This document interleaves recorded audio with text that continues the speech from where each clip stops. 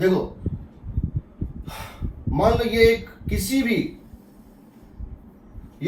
Curd shape का एक surface है, ये किसी भी कर्ड शेप का ये एक सरफेस है, ऐसे करके, ठीक है। ये किसी भी कर्ड शेप का एक सरफेस है, मान लो इस तरह से, और ये एक सरफेस है जो कि रफ सरफेस है,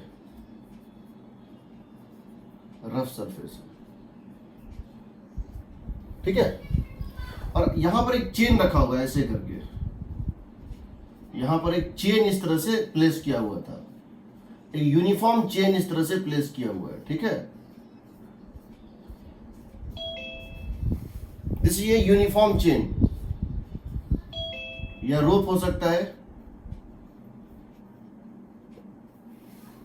इसकी मास पर यूनिट लेंथ है लैम्डा, इसकी मास पर यूनिट लेंथ है लैम्डा, ठीक है।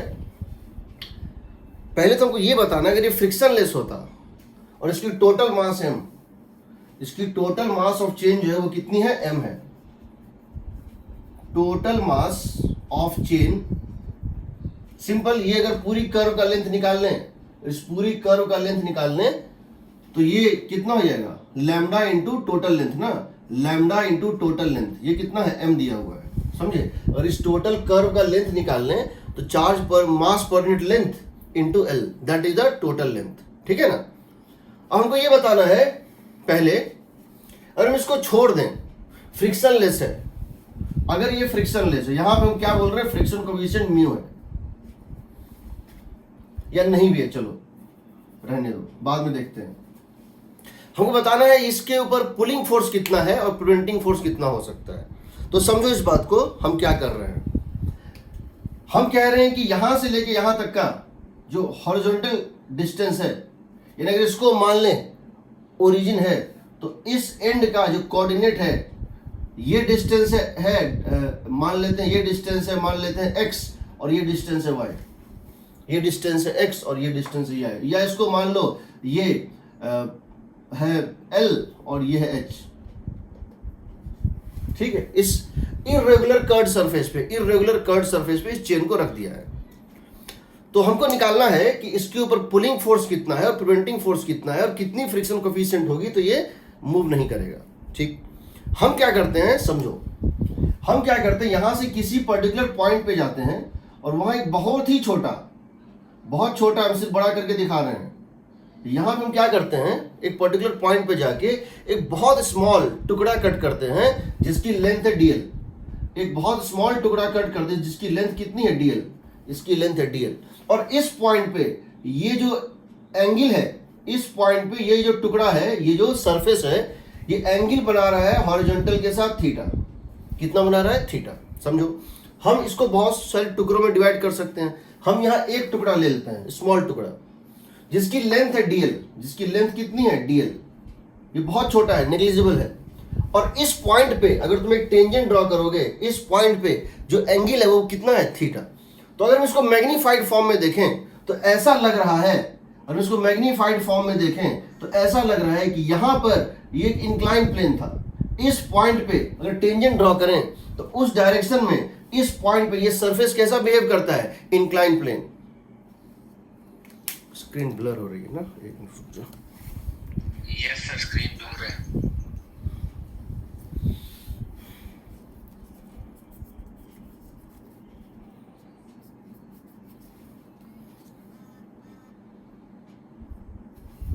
अभी ठीक है,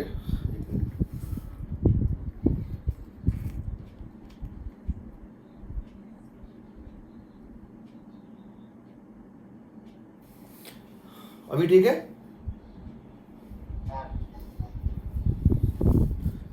ठीक है। देखो इस पॉइंट पे कैसा बिहेव करे कि इंक्लाइन प्लेन की तरह, क्योंकि हम तुम्हें बता चुके हैं कि किसी पॉइंट पे कोई कर्व, किसी पॉइंट पे कोई भी कर्व एक इंक्लाइन प्लेन की तरह बिहेव करता है, वहां पे एक लाइन ड्रॉ कर दो टेंजेंट के लॉन्ग, ऐसा बिहेव करता है उस पॉइंट पे, वो एक प्लेन का पार्ट है, इंक्लाइन प्लेन का पार्ट है। जो इंक्लाइन प्लेन का एंगल वही होता है जो उस पॉइंट पे टेंजेंट का एंगल होता है। तो यहाँ एक छोटा सा टुकड़ा है, बहुत छोटा है, हम थोड़ा इसको बड़ा करके दिखा रहे हैं बस, ठीक है। अब समझो ये जो छोटा सा टुकड़ा है, इसका लेंथ कितना है, dl, इसका लेंथ है dl। तो बताओ इसका वेट कितना हो जाएगा, इसका वेट होगा dm इंटू जी। कितना होगा? dm इंटू जी। dm का मतलब कितना हो गया? Lambda dl। मास पर यूनिट लेंथ इंटू dl इसका लेंथ है, तो टोटल मास कितना हो जाएगा? मास पर यूनिट लेंथ इंटू जी। ये हो गया इसका वेट। दूसरा यहां एक फोर्स लगेगा, कितना लगेगा? एक लगेगा यहां, क्या लगेगा? Normal dn। क्या लगेगा? नॉर्मल लगेगा dn। ठीक है।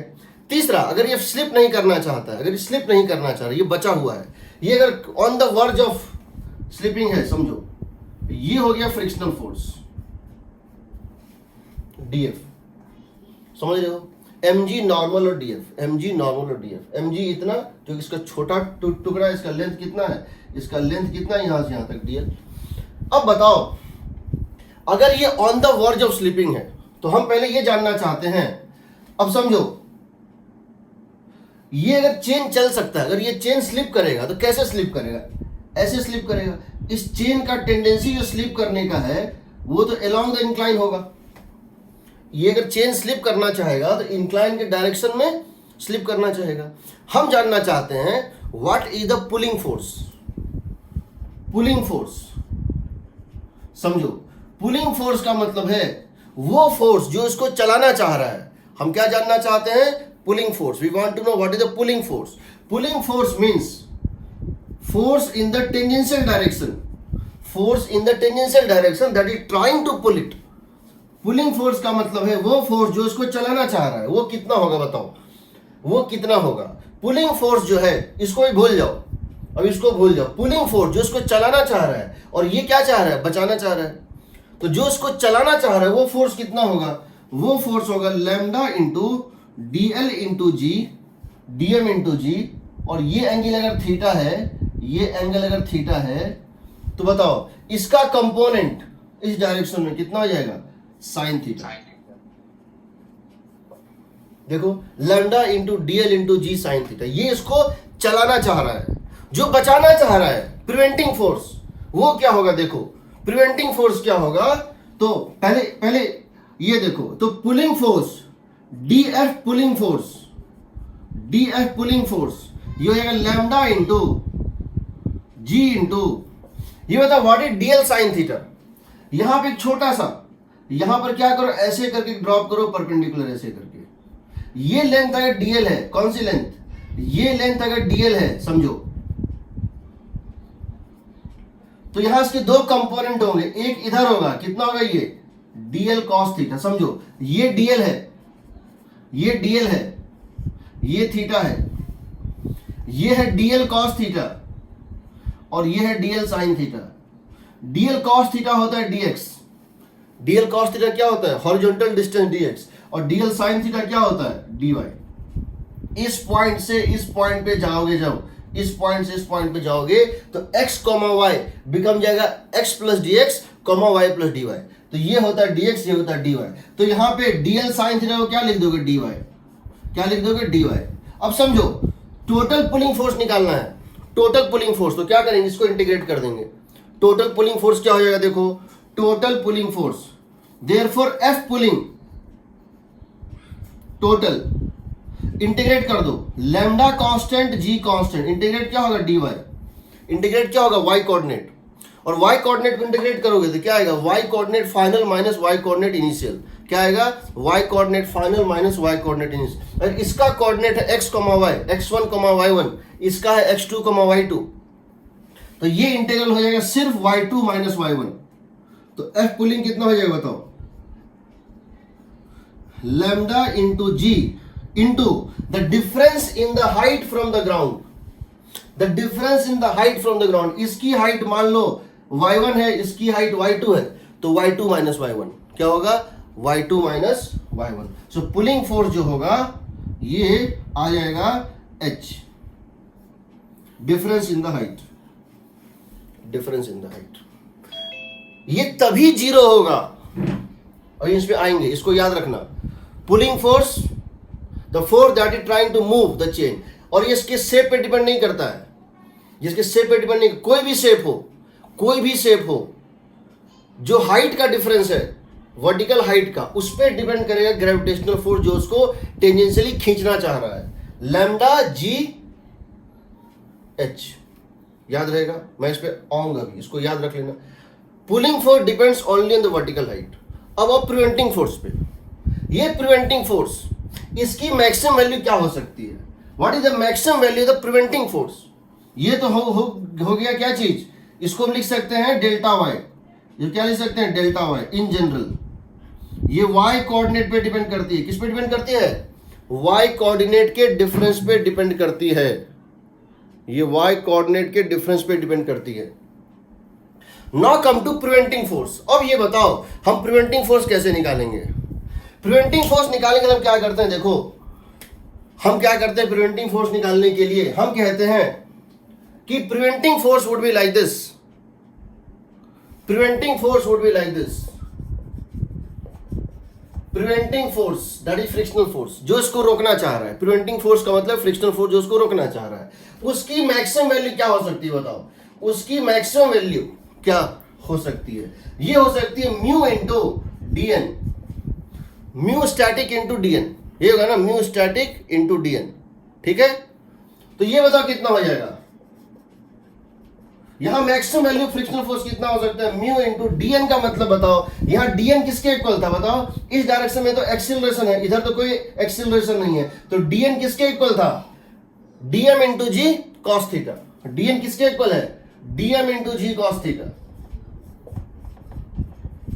बताओ यहां पे अगर इसको इस डायरेक्शन में एक्सीलरेशन 0 है तो क्या लिख देंगे? DN is equal to dm into g cos theta.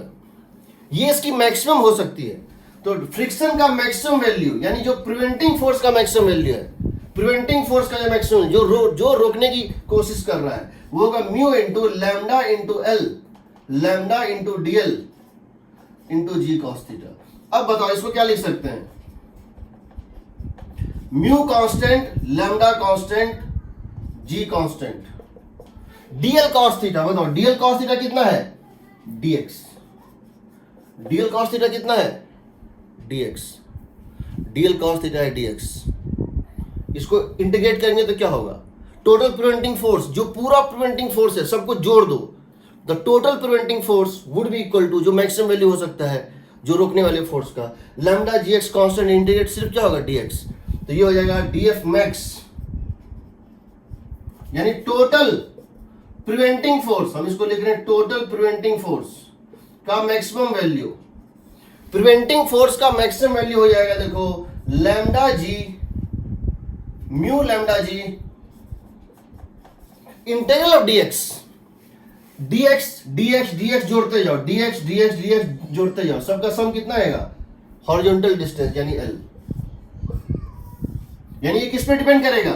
Delta x पे। समझो फ्रिक्शन का वैल्यू मैक्सिमम सिर्फ डेल्टा एक्स पे डिपेंड करता है और पुलिंग फोर्स का सिर्फ डेल्टा वाई पे डिपेंड करता है।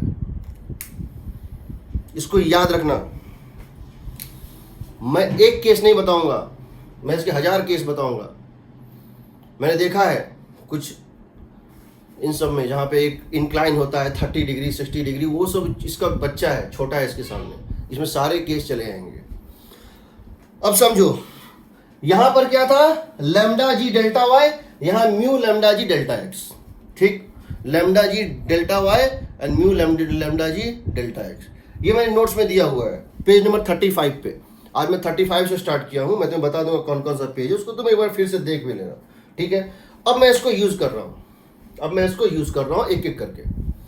मैं इस रिजल्ट को याद रखूंगा, कभी भी कोई क्वेश्चन आएगा, कैसा भी क्वेश्चन है, मैं 1 सेकंड में बनाऊंगा। कैसे? देखो मेरे से क्वेश्चन ये पूछा गया, क्या पूछा गया है देखो, और मैं इसे कितने क्वेश्चन क्रिएट कर सकता हूं और क्यों मैं उसको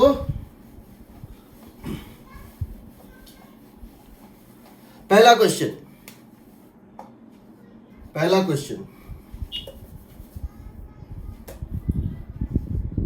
देखो, ये एक हेमीस्फेरिकल बॉल है,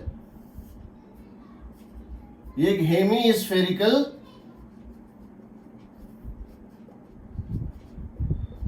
फिक्स्ड बॉल है। ठीक है, और मैं क्या कर रहा हूं यहां पर, एक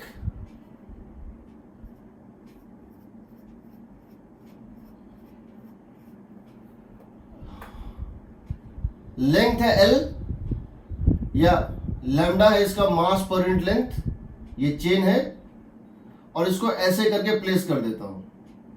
ये एंगल कितना है? थीटा। ये है चेन है, मास पर यूनिट लेंथ है दिस, इसको प्लेस कर देता हूं। ठीक, मैं पहला चीज जानना चाहता हूं, first what is the pulling force.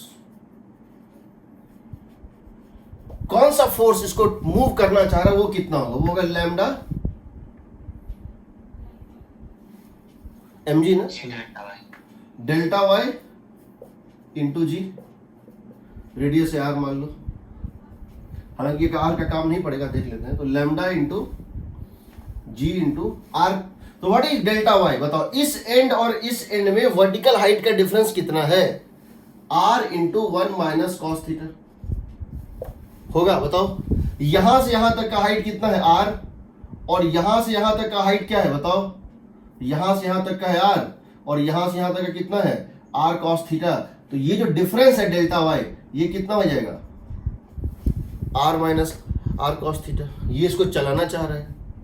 ठीक, अगर ये फ्रिक्शनलेस होगा, if it is frictionless, if mu is 0, इसको जैसे चेन को छोड़ोगे ये चेन एक्सेलरेट करेगा, जैसे इस चेन को छोड़ोगे ये चेन एक्सेलरेट कर जाएगा, ये पूरा का पूरा चेन क्या होगा?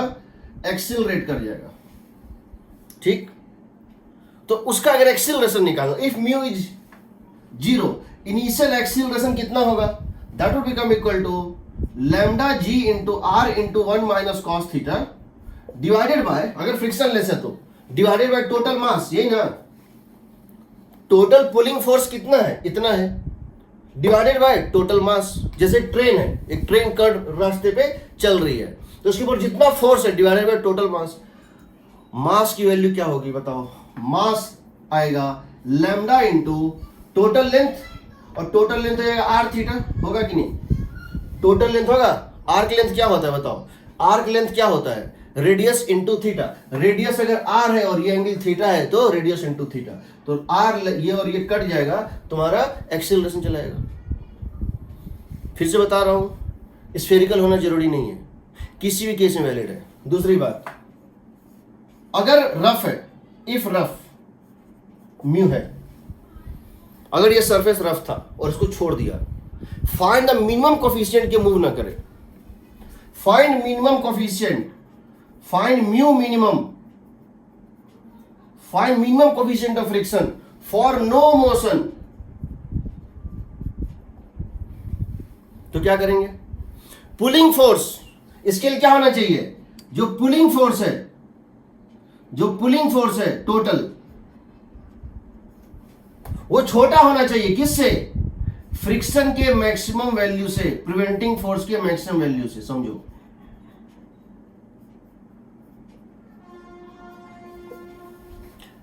समझ रहे हो?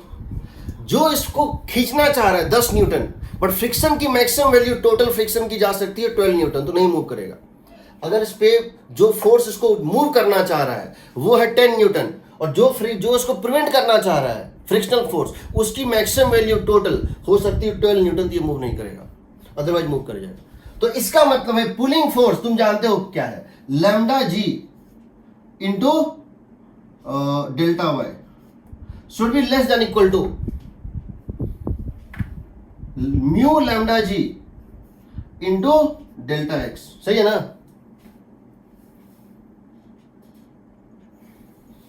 लैम्डा कट गया, जी कट गया। In general mu is greater than equal to, mu is greater than equal to delta y by delta x. अगर ऐसा है तो ये मूव नहीं करेगा, अगर ऐसा है तो ये मूव नहीं करेगा। अब यह मतलब इस केस में, इस पर्टिकुलर केस में, ये तो इन जनरल है, कभी भी अगर म्यू की value delta y by delta x से ग्रेटर है, और म्यू की value delta y by delta x से ग्रेटर है, तो वो मूव नहीं करेगा, अदरवाइज मूव करेगा। So minimum friction required, minimum coefficient of friction required to prevent slipping is difference in the y coordinate of the two end divided by difference in the x coordinate. तो ये बताओ इस case में क्या हो जाएगा? इस पर्टिकुलर केस में आंसर क्या होगा? तो इस पर्टिकुलर केस में तुम्हारा म्यू आएगा greater than equal to delta y, इस एंड और इस एंड के बीच का डिफरेंस था r into 1 minus cos theta. y का डिफरेंस, y कोऑर्डिनेट का डिफरेंस मींस वर्टिकल हाइट का डिफरेंस। हॉरिजॉन्टल क्या है सो बताओ, हॉरिजॉन्टल क्या है बताओ, ये है r sin थीटा, ये डेल्टा y था, ये डेल्टा x है। डेल्टा x क्या है बताओ, r sin थीटा है ना। चाहो तो इसको लिख सकते हो, चाहो तो इसको लिख सकते हो 2 sin square theta by 2, 1 minus cos theta को 2 sin स्क्वायर थीटा बाई 2, इसको लिख सकते हो 2 sin theta by 2 cos theta by 2, ये आ जाएगा tan थीटा बाई 2, ये आ जाएगा tan थीटा बाई 2। करके देख लेना, 2 sin स्क्वायर थीटा बाई 2, ये 2 times of sin theta by 2 cos theta by 2, तो एक 2 और 2 कट जाएगा, एक sin theta by 2 sin theta by 2 cut जाएगा, तो sin theta by 2 by cos theta by 2 tan theta by 2। उससे अगर ज्यादा है तो नहीं करेगा, नहीं तो करेगा। मैं सिर्फ इलस्ट्रेशन ले रहा हूं, थ्योरी एक ही होता है। नेक्स्ट, अगर ये कंडीशन नहीं है, अगर ये कंडीशन वायलेट हो गया, म्यू की वैल्यू इससे बड़ी नहीं छोटी है, तो स्लिप करेगा। उस केस में इसकी एक्सीलरेशन कितनी होगी हम जानना चाहते हैं। इफ हम जानना चाहते हैं, क्या जानना चाहते हैं, if mu is smaller than delta y by delta x. जब म्यू ग्रेटर था तो वो स्लिप नहीं कर रहा था, then it slips, then it slips. Find initial acceleration, find initial acceleration of chain. तो क्या करेंगे, तो क्या करेंगे देखो, अब लिखेंगे, अब ये पूरा का पूरा चेन स्लिप कर रहा है, अब ये पूरा का पूरा चेन स्लिप कर रहा है। उस केस में जो पुलिंग फोर्स है क्या बोलेंगे, F pulling, F pulling minus F preventing का maximum value is equal to M A. F pulling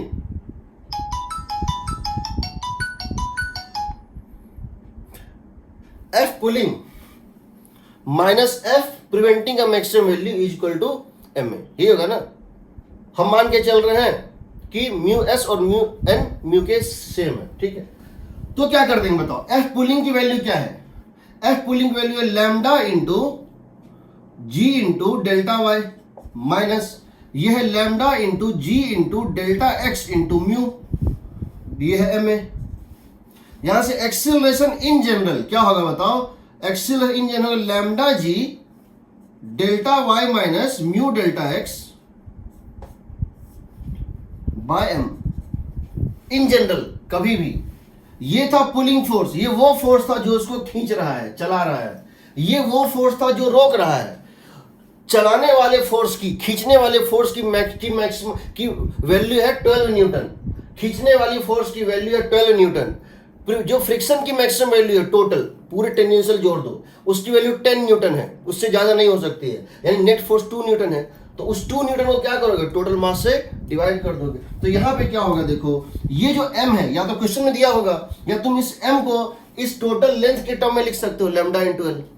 तुम यहां पे क्या कर सकते हो, इसको लिख सकते हो lambda into L, lambda into total length L. L means इस केस में तुमको पता है डेल्टा वाई डेल्टा एक्स क्या है, डाल दोगे आ जाएगा टोटल लेंथ। तुम एक्सेल निकाल सकते हो। ऐसे बहुत सारे क्वेश्चन आ सकते हैं। फिर से बता रहा हूं, ये शेप डिपेंडेंट नहीं होता है। इसका मतलब है अगर आपका इंक्लाइन इस तरह से है, किस तरह से, अगर सरफेस इस तरह से है,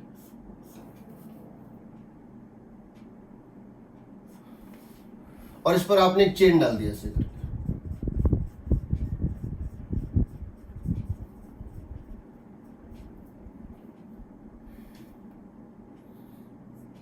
ये दिया है θ1 30 डिग्री, ये दिया है θ2, तो देने दो ना, कोई फर्क नहीं पड़ता है। तुम बस ये निकालो कि ये हाइट कितनी है डेल्टा वाई और ये डिस्टेंस कितनी है डेल्टा एक्स, बाकी तुम भूल जाओ, बाकी तुम भूल जाओ। तुमको सिर्फ दो चीज निकालनी है, एंड और एंड के बीच में हाइट का डिफरेंस निकालेगा पुलिंग फोर्स, और हॉरिजॉन्टल गैप का डिफरेंस बताएगा फ्रिक्शनल फोर्स। इसीलिए अगर मैं तुम्हें ये कहूं, मैंने तो नोट्स में सब दिया हुआ है, और वैसे रिकॉर्डिंग में क्लास में शेयर कर दूंगा, इसलिए मैं तुम्हें लिखने नहीं दे रहा हूं अभी। जैसे मान लो ये एक सरफेस इस टाइप से, जिस लेवल पे ये एंड है उसी लेवल पे ये एंड है। देखो जिस लेवल पे ये एंड है ये ग्राउंड है, यहां से एक चेन स्टार्ट होता है।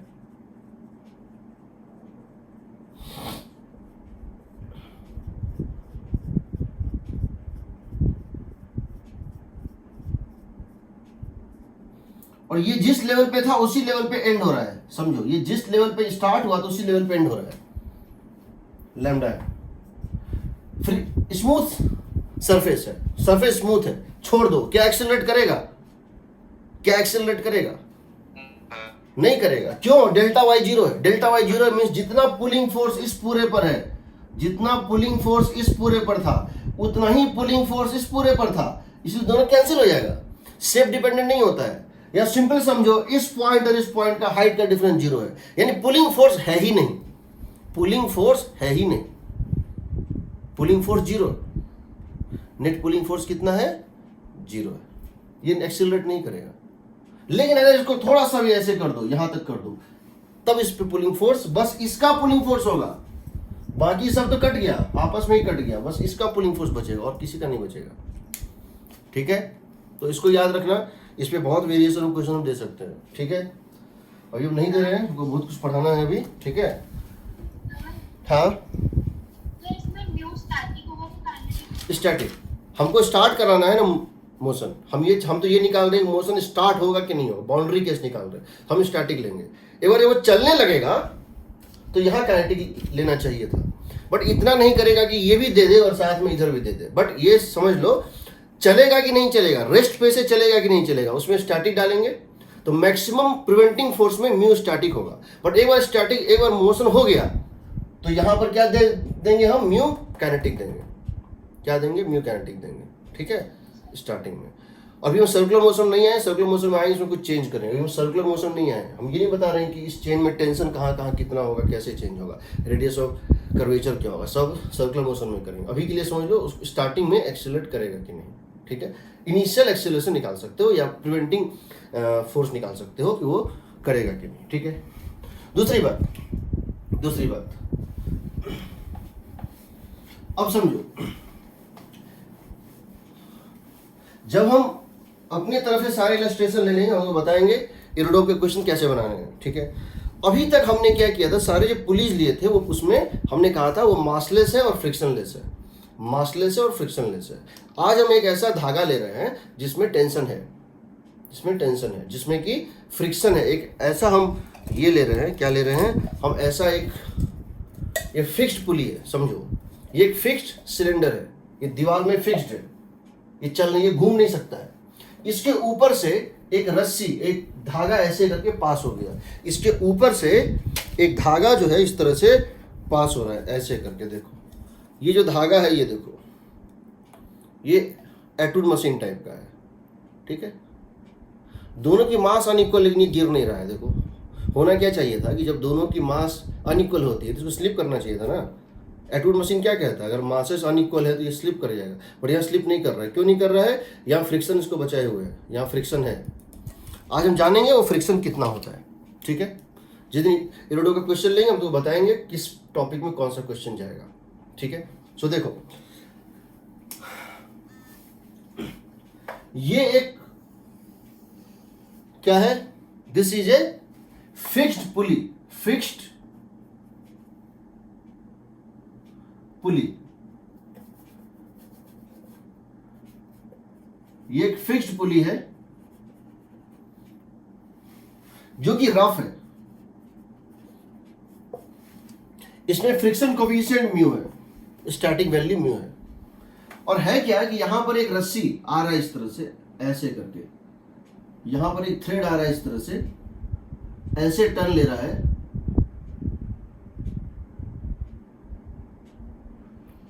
और फिर इस तरह से निकल जा रहा है।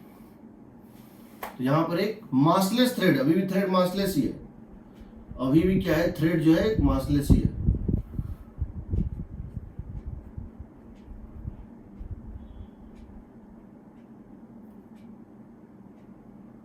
इस क्वेश्चन में थोड़ा सा इंटीग्रेशन लेंगे, एक फॉर्मूला वो देखते हैं क्या होता है, वो लेना ही पड़ेगा। ये इस एंड पे टच कर रहा है और ये लास्ट पॉइंट है जहां ये टच कर रहा है, इन दोनों के बीच में ये लीव कर देता है। ठीक है, तो ये जो टोटल एंगल है यहां से लेकर यहां तक, ये मान लेते हैं this angle is going to be suppose some angle phi. ये टोटल एंगल क्या है, फाई है। ये मासलेस थ्रेड है, ये मासलेस थ्रेड है। ठीक है, ये अबाउट टू स्लिप है, दिस इज अ कंडीशन। हम इसको खींच रहे हैं, हम इसको इधर खींच रहे हैं और हम इसको इधर खींच रहे हैं, लेकिन इधर ज्यादा खींच रहे हैं। ये भी अबाउट टू स्लिप है। अबाउट टू स्लिप का मतलब है कि इसके ऊपर देखो, अभी तो ये धागा नहीं कुछ कर रहा है, बट इसको हम खींचेंगे तो एक समय के बाद ये धागा इसके ऊपर स्लिप करने लगेगा, ये धागा इसके ऊपर स्लिप करने लगेगा एक फोर्स के बाद। हम वो जानना चाहते हैं किस फोर्स के बाद, what is the limiting. So we are taking if, यहां फ्रिक्शन कोएफिशिएंट म्यू है,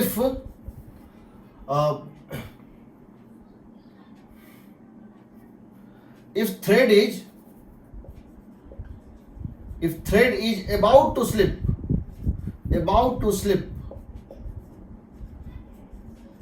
on the disc, on the pulley clockwise, find relation between T1 and T2। समझो, अगर इस एंड पर टेंशन कितना था T1 और इस एंड पर टेंशन कितना था T1 और इस एंड पर टेंशन कितना है T2, तुम बोलोगे सर टेंशन चेंज क्यों कर रहा है?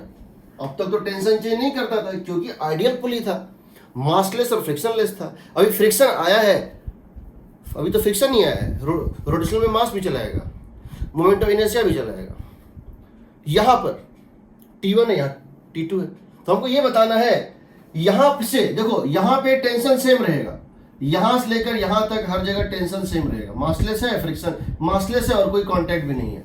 यहां के बाद यहां पे टेंशन सेम रहेगा, T2 रहेगा तो T2 ही रहेगा, बट यहां से यहां तक टेंशन चेंज होगा।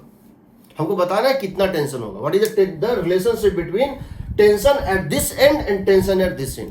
This is about to slip, so condition क्या है, it is about to slip, about to slip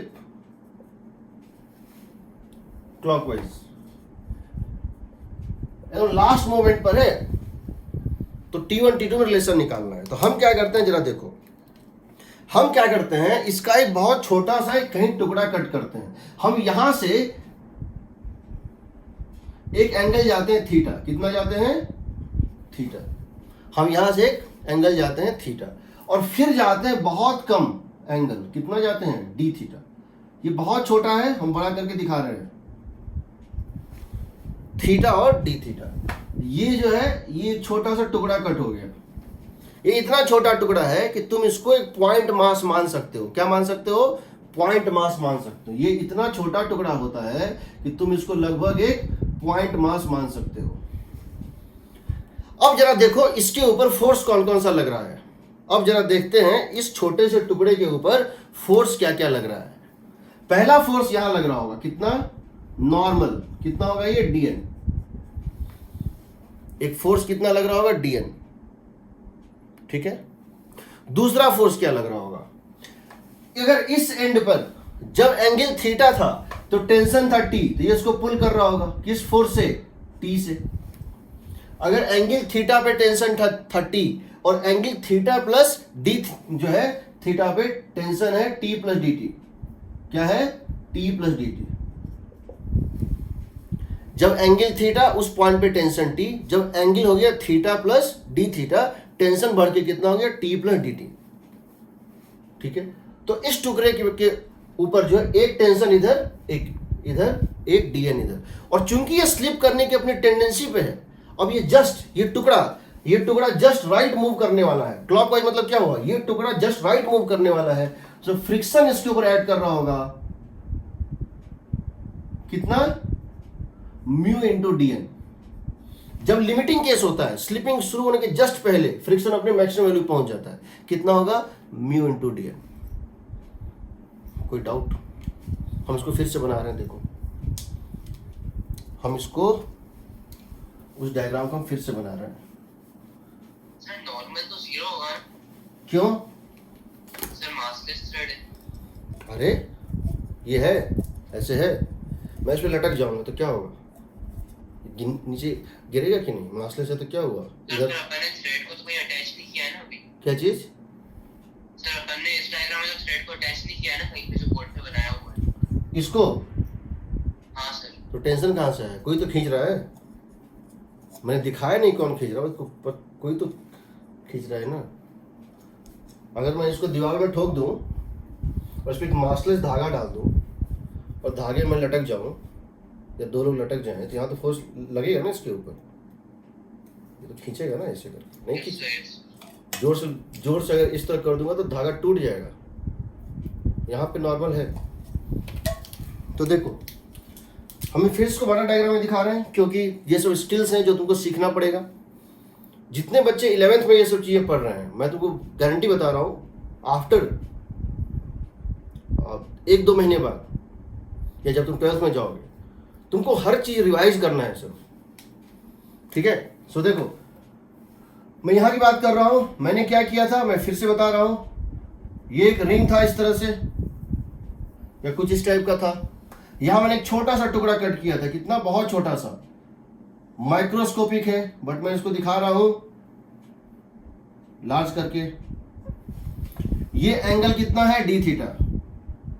इसका एक ये ले लो, एंगल बाइसेक्टर ले लो। इधर एक टेंशन लग रहा है और टेंशन हमेशा क्या लगता है? टेंजेंशियल लगता है along the thread. Along the thread मतलब इस पॉइंट पे क्या करोगे? टेंजेंट ड्रॉ करोगे। तो ये परपेंडिकुलर होगा, बताओ। रेडियस और टेंजेंट आपस में क्या होते हैं? परपेंडिकुलर। यहां पर क्या करोगे? यहां भी क्या करोगे? ड्रॉ करोगे एक टेंजेंट टी, ये होगा टी प्लस डी टी, और ये कितना हो जाएगा? टी। ठीक, ये एंगल कितना है? D theta by 2। ये एंगल कितना है? D theta by 2। यहां पे एक फोर्स लग रहा होगा डीएन, और बिकॉज अभी स्लिप होने ही वाला है तो फ्रिक्शनल फोर्स एक लग रहा होगा टेंजेंशियली, कितना? Mu into dN. अब हम इक्वेशन लिख रहे हैं, समझो। रेडियल डायरेक्शन में, इस डायरेक्शन में नेट फोर्स कितना है? 0। अब ये बताओ ये एंगल कितना होगा? ये एंगल कितना होगा? क्या ये एंगल डी थीटा बाई 2 होगा? क्या ये एंगल जो ये टेंजेंट के साथ बना रहा है, जो ये टेंजेंट क्या बना रहा है, क्या ये एंगल डी थीटा बाई 2 होगा? क्योंकि देखो ये 90 डिग्री है, दिस प्लस दिस, या एक काम करो, ये डी थीटा बाई 2, ये भी कितना होगा? डी थीटा बाई 2 होगा। ये डी थीटा बाई 2 है एंगल बाइसेक्टर, तो ये भी इसके पैरेलल एंगल बाइसेक्टर, ये भी डी थीटा बाई 2 होगा। This plus this 90, this plus this 90, ये भी कितना है? This D theta by 2। पहले रेडियल डायरेक्शन में देखो, radial direction, I am taking in radial direction along this direction, radial direction. कौन कौन सा फोर्स है? एक है डीएन बाहर की तरफ, दूसरा है इसका कंपोनेंट भीतर की तरफ, और इसका कंपोनेंट भी भीतर की तरफ। इसका कंपोनेंट क्या है बताओ? T plus D t sine d theta by 2। बताओ टी प्लस डी टी, और इसका दो कंपोनेंट होगा ना, इसका दो कंपोनेंट, एक होगा टेंजेंशियल कंपोनेंट और एक क्या होगा? Radial component. टेंजेंशियल क्या होगा? T plus D T cos D theta by 2, और जो अंदर की तरफ कंपोनेंट होगा इसका, वो कितना होगा? T plus D t sine of d theta by 2, plus इसका कंपोनेंट क्या होगा बताओ? सेंटर की तरफ इसका, तो इसका plus t sine d theta by 2। अब समझो, जब एंगल बहुत छोटा होता है तो साइन थीटा होता है। जब एंगल बहुत छोटा होता है तो साइन थीटा जो है थीटा होता है। ये पता होगा मेरे ख्याल से। हाँ, when theta tends to 0, if theta is small, समझो, if theta is small, then sin d theta by 2 is d theta by 2। तो ये कितना हो जाएगा बताओ? ये हो जाएगा t plus D t d theta by 2, t t plus D t d theta by two plus t d theta by two. तो यहां देखो स्मॉल डी टी स्मॉल है, डी थीटा भी स्मॉल है, small into small is smallest, negligible 10 to the power -1 into 10 to the power minus या 10 पर -4 into 10 पर -4 is very very small. तो ये जो टर्म होता है ना D t into D of theta by to small into, इसको हम क्या करते हैं नेग्लेक्ट कर देते हैं। तो दैट बिकम्स इक्वल टू देखो T d theta by two plus t d theta by to, T d theta by to का 2 टाइम्स कितना हो जाएगा टी डी थीटा। जब सर्कुलर मोशन पढ़ाएंगे इसमें और बताएंगे, देखो क्या होता है। इसका भी शॉर्टकट है। तो हम क्या कर रहे हैं, इसको खोल दिए ब्रैकेट को। पहले हमने क्या किया है, बिकॉज थीटा स्मॉल है, बिकॉज थीटा स्मॉल है इसीलिए sine d theta by two किसके इक्वल होगा, डी थीटा बाई टू के, और cos D theta by two हो जाएगा 1 के। उसको भी देखेंगे। जब एंगल टेंडिंग टू 0 होता है तो साइन थीटा थीटा होता है और कॉस थीटा 1 होता है। तो यहां पर देखो इसको मान लेंगे डी थीटा बाई टू, इसको ही मान लेंगे डी थीटा बाई टू। तो क्या होगा बताओ, t plus D t d theta by to and T into D of this theta by to. इसको एक्सपेंड कर दो, 3 टर्म आएगा, T d theta by to D theta into D theta by to. इसको neglect किए हैं, ये हो गया इतना, कितना T times of d theta. तो dn किसके इक्वल होता है, t times of d theta. dn किसके इक्वल होता है, t times of d theta. अब क्या करते हैं, हम टेंजेंशियल डायरेक्शन में लेते हैं। किस में लेते हैं, टेंजेंशियल डायरेक्शन में। देखो along the tangent, along the tangent। अब हम क्या कर रहे हैं, ले रहे हैं टेंजेंशियल डायरेक्शन। तो याद रखोगे टेंशन नॉर्मल किसके इक्वल है, t times of d theta. पहले उसको डिराइव कर देते हैं, फिर उसको फिर से एक्सप्लेन कर देंगे। हम जानते हैं थोड़ा सा कंसेप्ट हेवी है लेकिन बहुत अच्छा कंसेप्ट है। IIT आस्क 80% ऑफ क्वेश्चन, याद रखना, IIT ask 80% of question from 20% of concepts and those 20% of concepts are not given in many books। बहुत कम जगह दिया है बट वही कंसेप्ट सिलेक्शन कराता है। F इक्वल टू MA से सिलेक्शन नहीं होता है। जो भी चीज़ सब जगह दिया है, बुक्स में दिया है, हर जो इंडियन बुक्स में खासतौर से सब लिखा हुआ है, जो चीज़ बहुत सारा क्वेश्चन प्रैक्टिस करने के लिए, उससे IIT में नहीं पूछता है। खैर अभी तो हम स्टार्ट किए, ठीक है। अब देखो मैं क्या कर रहा हूँ यहाँ पे, अब टेंजेंशियल में ले रहा हूँ। इस डायरेक्शन में कौन सा फोर्स होगा बताओ, टेंजेंशियल डायरेक्शन में T plus D T cos D theta by two.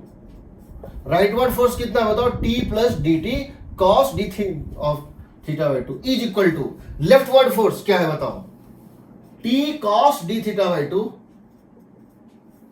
T cos D theta by two, देखो left plus mu D N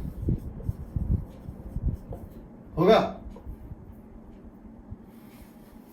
T plus D T, देखो इसका component rightward T plus D T cos of d theta by two, और leftward component क्या होगा, mu D N, ठीक है ना, mu D N left plus T cos D theta by two. अब बता चुके हैं जब थीटा बहुत छोटा होता है cos D of theta by to 1 होता है। ये हो गया 1, ये हो गया 1, ये 1, ये 1। तो क्या लिख दोगे, T plus D t into 1, T into 1 plus mu D N.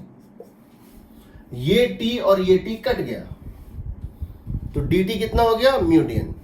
dt कितना हो गया, म्यू डी एन।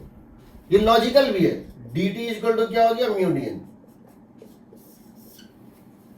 ये लॉजिकल भी है। क्यों लॉजिकल है, देखो यहां से यहां जो टेंशन बढ़ा, तुम ये मान के चल सकते हो कि ये टेंशन भी टेंजेंशियल है लगभग, और ये टेंशन भी तुम ये मान के चल सकते हो कि ये टेंशन भी टेंजेंशियल है, नेग्लिजिबल है एंगल, ये T भी टेंजेंशियल है, और ये T प्लस dt भी क्या है, टेंजेंशियल है। तो डिफरेंस इन टेंशन कितना है, dt। डिफरेंस इन टेंशन कितना है, dt। इस डिफरेंस इन T को कौन बचाए हुए है, म्यू डी एन। ये इसको मान लो 0 डिग्री लगभग। तो यहां जो टेंशन था वो था T जो इसको लेफ्ट पुल कर रहा था, और ये टेंशन था टी प्लस डी टी जो इसको राइट पुल कर रहा था, तो राइट वर्ड फोर्स ज्यादा है, इसको स्लिप करना चाहिए था, बट इसको बचा कौन रहा है, फ्रिक्शन, वो कितना है, म्यू डी एन। तो सिंपली हम एक स्टेप में इसको लिख सकते थे, याद करने के लिए जो भी समझे, d t is equal to mu D N.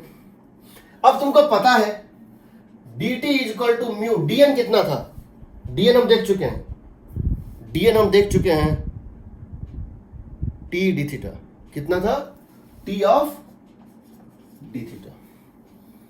आ गया डिफरेंशियल इक्वेशन। इसका मतलब समझ लो, जब तुम अगर टेंशन टी है थीटा पे, अगर टेंशन टी है थीटा पे और tension T plus D T, change in tension कितना है, चेंज इन टेंशन कितना है, डी टी, किसमें, एंगल डी थीटा में, ये इसका रिलेशन होता है। इसको हम फिर से रिकैप कर देंगे, कोई दिक्कत नहीं है, लेकिन समझ लो। इसको अब इंटीग्रेट करके निकाल लो। कैसे करेंगे इंटीग्रेट, समझो कैसे करेंगे इंटीग्रेट। हमारा इक्वेशन है, जब सर्कुलर मोशन पढ़ाएंगे, इसीलिए बोलते हैं सर्कुलर मोशन से टॉपिक स्टार्ट होता है। इसका एक शॉर्टकट बताएंगे, इसका एक शॉर्टकट बताएंगे, 1 सेकंड का क्वेश्चन है ये, ठीक। ऐसे बहुत सारे क्वेश्चन। एक बात और समझ लो, इस कंसेप्ट पे बेस्ड, इस कंसेप्ट पे बेस्ड आज तक ऐसा कोई साल आईटी का नहीं हुआ है, till now there is not even a single year in IT जहां इस कंसेप्ट पे बेस्ड एक क्वेश्चन नहीं पूछा गया है। आज तक 2 टॉपिक हैं जिससे आज तक आईटी ने कभी एक क्वेश्चन मिस नहीं किया है। एक है सर्किल या कर्व में टेंशन निकालना, चैप्टर बदल जाएगा, चैप्टर बदल जाएगा बट कंसेप्ट नहीं बदलेगा। हम दिखा देंगे तुमको, हर साल के पेपर में पूछा गया है। इसका जो स्किल है वो सीख लो। दूसरी बात, आज तक कभी भी एक क्वेश्चन इलेक्ट्रोस्टैटिक्स या पोटेंशियल एनर्जी या वो जो जितना तुम फॉर्मूला पढ़े हो, गॉस लॉ या जो भी, उसमें से ऐसा नहीं हुआ है कि कोई फील्ड या कोई पोटेंशियल निकालने का फॉर्मूला ना पूछा हो, या इलेक्ट्रोस्टैटिक प्रेशर या फिर फोर्स जो होता है वो सब नहीं पूछा। एक ने पूछता ही, हमेशा पूछता है। हमारा इक्वेशन आ रहा है d t is equal to mu into d n, d n means t d theta. यहां से आ जाएगा d t by t is equal to mu d theta. Integrate कर दो। मैंने कुछ बच्चों को हो सकता है इंटीग्रेशन ना पढ़ाया हो, इसीलिए सॉरी फॉर दैट, वो हम कर देंगे बाद में। इसको जीरो से लेके कहां तक जाओगे बताओ, तुमने बताओ। तुम्हारा जो ये रोप था वो कहां से शुरू हुआ था, यहां से स्टार्ट हुआ था और खत्म कहां हुआ था, यहां पे जाके खत्म हुआ था, यही हुआ था ना। ये टोटल एंगल कितना था, 5। तुमने यहां पर क्या लिया था, थीटा, और फिर क्या लिया था, डी थीटा। तो तुमको इसको इंटीग्रेट कहां से करना पड़ेगा, 0 से 5 तक, और इसको कहां से कहां करोगे, T1 से लेके T2 तक।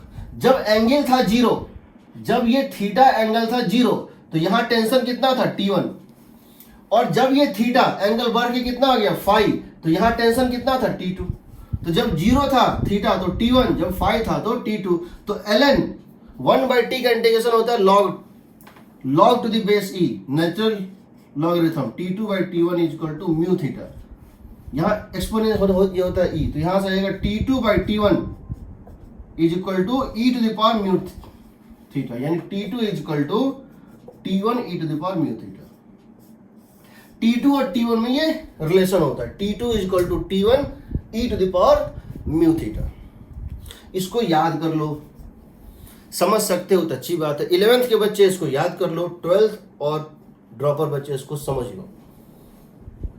11th के बच्चे इसको याद अभी कर सकते हो, मैं बाद में इसको फिर जब मैथ में आऊँगा तो फिर इसको बता दूंगा, लेकिन तुम इसको बाद में पूछ सकते हो। तुम ये मान के चलो कि मैंने तुमको रेडीमेड रियल दे दिया है। मैं जनरली जो है रेडीमेड रियल नहीं देता हूँ, लेकिन 11th के बच्चों के लिए अगर वो याद भी करना चाहते हैं कर लें। तो जब क्वेश्चन पूछेंगे तो वो याद होना चाहिए कि थीटा एंगल घूमने पे टेंशन अगर T1 से T2 हो रहा है तो T1 और T2 का रिलेशन होता है T2 is T1 e to the power mu theta. ठीक, अब समझो क्वेश्चन। हाँ, म्यू, अच्छा हाँ 5 करेक्ट 5 होगा। हाँ 0 से 5 तो ये होगा 5, सही है।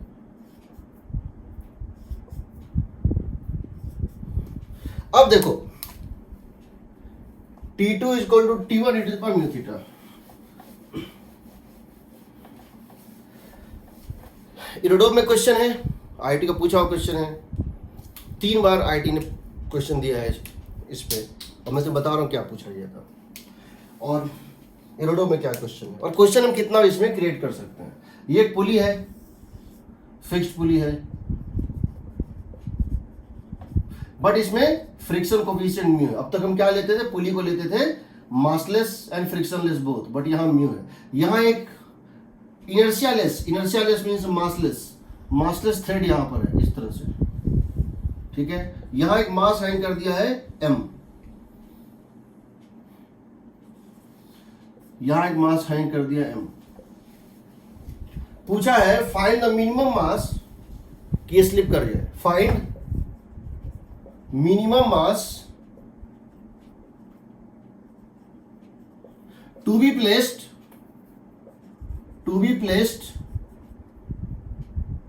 on right side, right end of the string for system to move। ठीक, सबसे पहले तुम क्या करोगे, ये एंगल कितना लिया है, टोटल यू टर्न लिया है ना, यू टर्न का मतलब होता है 180 डिग्री यानी पाई। अगर यहां टेंशन T1 है और यहां टेंशन T2 है, और यहां टेंशन T1 यहां टेंशन T2 है, इसका मतलब है T2 is equal to T1 e to the power mu pi, T2 is equal to T1 e to the power mu pi, ठीक है, एग्रीड। अब तुम चाहते हो कि ये, अब तुम चाहते हो, या मान लो ये नहीं चल रहा है, एक काम करो, it is not moving, the system is एक काम, इसको मान लेते हैं m, इसको मान लेते हैं m1, इसको मान लेते हैं m2। The system is on the verge of moving clockwise। अभी ये सिस्टम ऑन द वर्ज, एकदम लास्ट स्टेप पे है, अब ये एकदम वर्ज पे है, ऐसे घूम के, यानी ये नीचे जाने और ये ऊपर जाने के एकदम बाउंड्री कंडीशन पे है। तो बताना है m1 और m2 का रेशियो क्या होगा, तो क्या लिख दोगे। अब बिकॉज ये अब तक मूव नहीं किया है, on the verge of moving है, तो T2 और T1 में ये रिलेशन है। लेकिन T2 यहां से क्या आएगा बताओ, M2G। T1 क्या होगा यहां से बताओ, M1G e to the power mu pi, G से G कट गया, M2 और M1 का रेशियो निकल गया, ठीक है। कभी कभी क्वेश्चन इस तरह से पूछता है, ये एक फिक्स्ड पुली है, इस पे एक धागा ऐसे आया, एक टर्न मारा, 2 टर्न मारा, और तीसरे टर्न में ये इस तरह चला गया, 2.5 टर्न्स। क्या है, 2.5 टर्न्स। एक पूरा टर्न मारा, 2 पूरा टर्न मारा, और तीसरा हाफ लेके नीचे चला गया। तो इस केस में सिर्फ फर्क ये होगा, अगर ये T2 है और ये T1 है, जिधर ये स्लिप करने वाला है उधर टेंशन ज्यादा होता है। T2 इसको लगेगा T1 e to the power 5 pi mu into 5 pi, समझ रहे हो ना, 2 पाई प्लस पाई 5 पाई, ये हो जाएगा T2 equal to T1 e to the power 5 pi. और उस केस में तुम इसको लिख सकते हो, T2 को क्या लिख दोगे, M1G, M2G, इसको क्या लिख दोगे, वर्ज पे है, on the verge of sleeping है, इसको लिख दोगे कितना, M2G, और इसको कितना लिख दोगे, M1G। अगर स्ट्रिंग इस तरह से आया है और ऐसे करके U टर्न लेके, L टर्न लेके गया है, तो उस केस में तुम्हारा होगा T2 इज इक्वल टू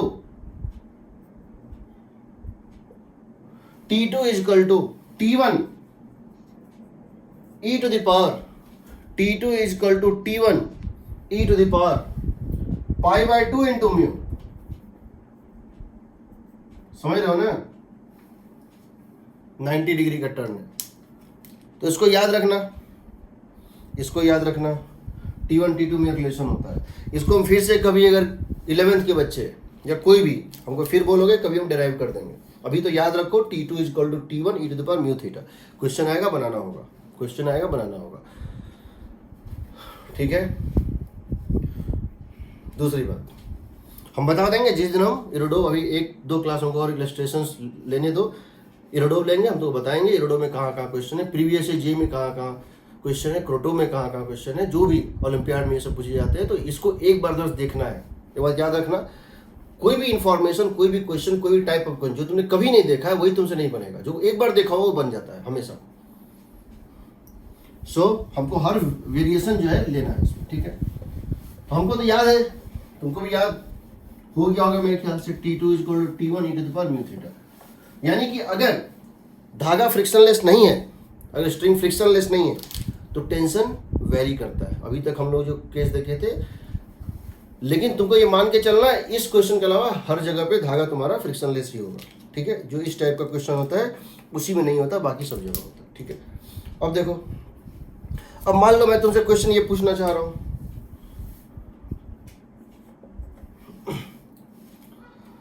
कुछ इंक्लाइन है इस टाइप से,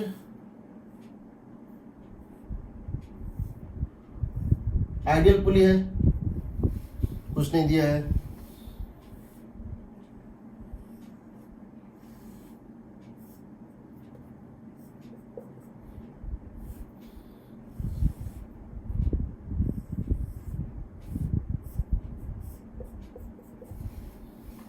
ठीक है। ये एंगल है थीटा, और क्वेश्चन ये दिया हुआ है कि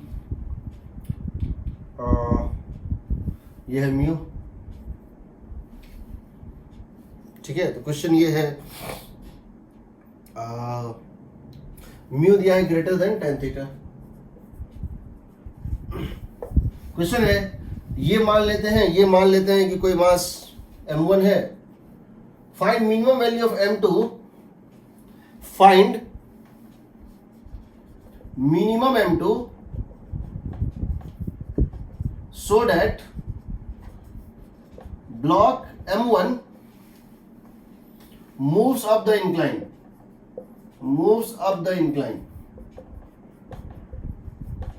ठीक है। वो निकालो कि ये मूव अप द इंक्लाइन हो, ठीक है। m2 कितना दे कि ये ऊपर चलने लगे।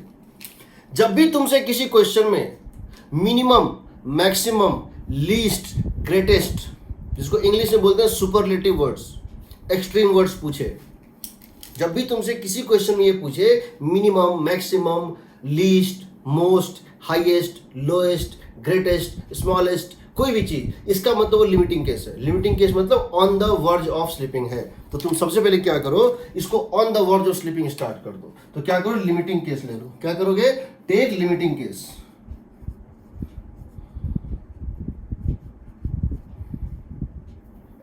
Take limiting case. Limiting case का मतलब ये जस्ट ऊपर जाने ही वाला है, अभी तक गया नहीं है, जाने ही वाला है। तो उस केस में क्या होगा बताओ, अगर ये जाने ही वाला है, अभी तक गया नहीं है, अभी एक्सेशन 0 है, बट इसके बाद चला जाएगा, तुम जाने ही वाला है। सबसे पहले यहां निकालो, यहां टेंशन कितना होगा, क्या यहां टेंशन होगा m2g, m2g नीचे, क्योंकि इसका एक्सेलरेशन 0 है अभी तक, यहां टेंशन होगा m2g यहां, तो यहां कितना हो जाएगा बताओ, हाफ हो जाएगा m2g/2। यहां टेंशन कितना हो जाएगा m2g/2, कोई डाउट। यहां टेंशन कितना हो जाएगा बताओ, इन दोनों का सम, अगर ये t है ये t है तो ये 2t होगा, तो ये कितना हो जाएगा m2g/4। आइडियल पुली है तो ये भी कितना हो जाएगा m2g/4। यहां टेंशन कितना होगा m2g/4 होगा ना, ये होगा टेंशन इधर, इसको खींचना चाह रहा है, और ये ऊपर जाना भी चाह रहा है, अब ये ऊपर जाने वाला है, इसका मतलब फ्रिक्शन इसके ऊपर नीचे ऐड कर रहा होगा, और ये फ्रिक्शन अपनी मैक्सिमम वैल्यू पे होगा, जिसकी वैल्यू कितनी होती है म्यू इंटू नॉर्मल, जिसकी वैल्यू कितनी है mu into m1g cos theta. बताओ यहां नॉर्मल क्या होगा, m1g cos थीटा इधर, नॉर्मल इधर। दूसरा एक और फोर्स, यहां एक और फोर्स को खींचने की कोशिश कर रहा होगा नीचे, कितना होगा m1g sin थीटा। देखो हम यहां स्टार्ट किए हैं, अभी ले रहे हैं boundary case, last limiting case, when it is about to slip up the incline. जैसे हमने कहा this is about to slip up, इसका मतलब है friction is at is maximum value and acting down. तो फ्रिक्शन निकल गया, mu s into maximum into normal. तो म्यू इंटू नॉर्मल यहाँ कितना होता है बताओ, m1g cos थीटा, इधर नॉर्मल इधर m1g cos थीटा। ये हो गया मैक्सिमम वैल्यू ऑफ फ्रिक्शन। ये कितना हो गया m1g sin थीटा, ये कितना हो गया m1g sin। ये दोनों फोर्स को नीचे खींच रहा था, टेंशन इधर लगेगा। तो टेंशन कैसे निकाले, पहले यहाँ निकाल लिए, ये इक्विलिब्रियम में है, इस पे एक्सेलेरेशन 0 है, टेंशन यहाँ निकाले, उसका हाफ फिर उसका हाफ यहाँ निकल गया। अब क्या करना है, इक्वेट कर दो। तो ये क्या करोगे बताओ, m2g/4, अब the incline must be equal to m1g sin theta, m1g sin theta plus mu into m1g cos theta. आ गया, तो g तो कट गया सब में से, और तुम्हारा m2 हो जाएगा equal to 4 times of m1 plus mu m1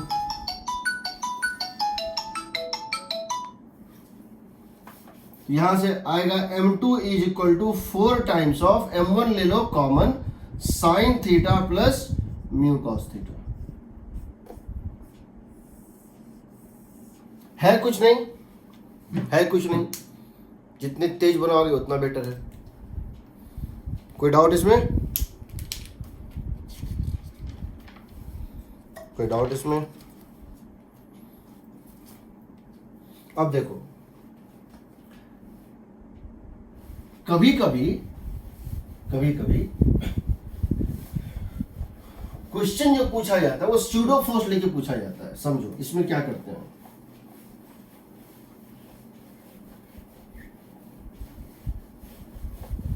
ऐसे बहुत सारे क्वेश्चन तुमको मिलेंगे जिसमें कि स्यूडो फोर्स लेके पूछा जाता है। तो देखो क्या होता है, और ये कहीं ना कहीं बाद में एक चीज पढ़ेंगे, banking of tracks. Banking of tracks का मतलब क्या होता है कि जो रोड होता है, जब उसमें कोई चीज टर्न लेता है तो रोड को थोड़ा टिल्टेड बनाया जाता है ताकि वो आसानी से टर्न ले सके। ये उससे रिलेटेड है कहीं ना कहीं, अभी मैं ले रहा हूं। मेरे पास एक ट्रायंगुलर वेज है, मेरे पास एक जो है वो, मेरे पास एक ट्रायंगुलर वेज है। क्या है ये, ट्रायंगल, ये एंगल है थीटा। इसके ऊपर मैंने एक ब्लॉक रखा हुआ है। क्या रखा हुआ है, एक ब्लॉक रखा हुआ है, ठीक है। यहां पर फ्रिक्शन कोफिशिएंट है, कितना है, म्यू है। हम इसको एक्सेलरेट करना चाहते हैं राइटवर्ड। क्या करना चाहते हैं, एक्सेलरेट करना चाहते हैं राइटवर्ड। यहां ये भी दिया हुआ है कि mu is tan theta is more than mu, tan theta is more than mu. क्या दिया हुआ है, tan theta is more than mu. यानी अगर तुम इस वेज को रोक के रखोगे, अगर तुम इस वेज को रोक के रखोगे, रेस्ट पे रखोगे, तो ये स्लिप करेगा। अगर तुम इसको रोक के रखोगे तो ये ब्लॉक जो देख रहे हो ना, ये इस पे नीचे स्लिप करेगा। करेगा, क्यों करेगा, अगर ये फिक्स्ड रहेगा तो, क्योंकि फ्रिक्शन कोफिशिएंट उतना सफिशिएंट नहीं है। ये जो है एंगल बड़ा, ये स्लिप करेगा। हमसे पूछा गया है find the range of this acceleration so that this block do not slip with respect to this wedge। Question क्या है समझो, find the range of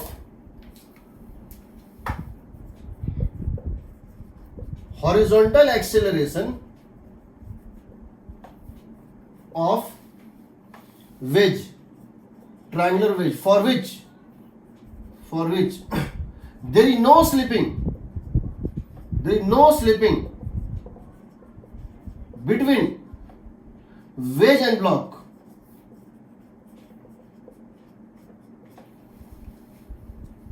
ठीक है, क्वेश्चन समझो पहले। एक ट्रायंगुलर वेज है, एक ये, इस पे मैं अगर किसी ब्लॉक को डाल दूं, अगर मैं इसको किसी ब्लॉक को डाल दूं, ये ब्लॉक इस पे स्लिप कर रहा है। अगर हम इसको बहुत तेज चलाएंगे ना तो ये नहीं करेगा स्लिप, ये वैसे इस पे स्लिप करेगा, छोड़ देंगे तो स्लिप करेगा, कर रहा है। और अगर हम इसको बहुत तेज एक्सेलरेट कर देंगे हॉरिजॉन्टल, तो ये इसके रिस्पेक्ट में नहीं चलेगा। एक मिनिमम स्पीड से ज़्यादा देंगे तो ये नहीं चलेगा, एक मैक्सिमम स्पीड ज़्यादा, अगर हम इसको एक मिनिमम स्पीड से ज़्यादा देंगे तो ये नहीं चलेगा, और एक मैक्सिमम स्पीड ज़्यादा देंगे तो ये इसके ऊपर स्किड करने लगेगा। स्ट्रेंज है बट सही है। देखो